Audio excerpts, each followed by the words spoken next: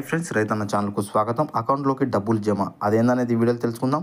ఇప్పటి వరకు మన ఛానల్ని సబ్స్క్రైబ్ చేయకపోతే సబ్స్క్రైబ్ చేయండి, లైక్ చేయండి, షేర్ చేయండి, కామెంట్ చేయండి.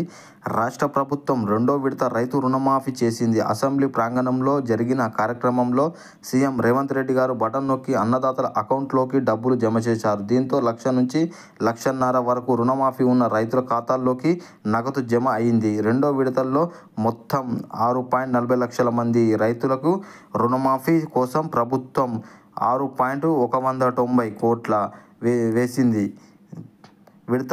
రెండో విడతల్లో 1,50,000 వరకు రుణమాఫీ రైతులకు మాఫీ చేసింది. ఇప్పటివరకు మన ఛానల్ని సబ్స్క్రైబ్ చేయకపోతే సబ్స్క్రైబ్ చేయండి, లైక్ చేయండి, షేర్ చేయండి, కామెంట్ చేయండి. జై జవాన్, జై కిసాన్, జై భారత్.